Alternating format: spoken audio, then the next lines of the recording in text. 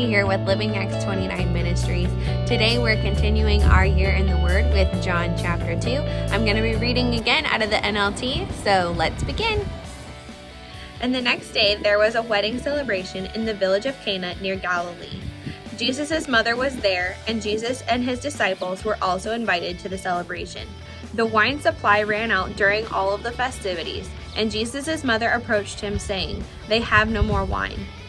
"Dear woman, what would you like me to do about this problem? You know my time has not yet come." But his mother told the servants, "Do whatever he tells you." Standing nearby were 6 stone water jars used for Jewish ceremonial washing. Each could hold 20 or 30 gallons. Jesus told the servants, "Fill the jar with water."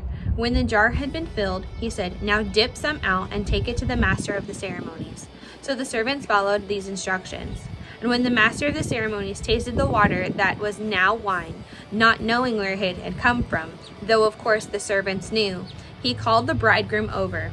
"A host always serves the best wine first," he said. "Then when everyone has had a lot to drink, he brings out the less expensive, but you have kept the best until now." This miraculous sign at Cana in Galilee was the first time Jesus revealed his glory, and his disciples believed in him. After the wedding, he went to Capernaum for a few days with his mother, his brothers, and the disciples. It was nearly time for the Jewish Passover celebration, so Jesus went to Jerusalem.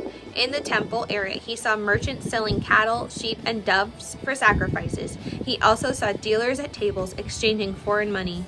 Jesus made a whip from some ropes and chased them out of the temple. He drove out the sheep and cattle, scattered the money changers' coins all over the floor, and turned over their tables. Then going over to the people who sold doves, he told them, "Get these things out of here. Stop turning my Father's house into a marketplace." Then his disciples remembered the prophecy from the scriptures. "Passion for God's house will consume me." But the Jewish leaders demanded, "What are you doing? If God gave you authority to do this, show us a miraculous sign to prove it." "All right," Jesus replied, "destroy this temple, and in 3 days I will raise it up." "What?" they exclaimed. "It has taken 46 years to build this temple, and you can rebuild it in 3 days?" But when Jesus said this temple, he meant his own body. After he was raised from the dead, his disciples remembered he had said this, and they believed both the scriptures and what Jesus had said. Because of these miraculous signs Jesus did in Jerusalem at the Passover celebration, many began to trust him.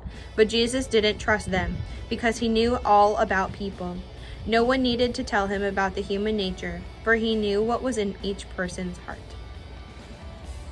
Thank you for joining us today in our Year in the Word. Come back on Monday for John chapter 3.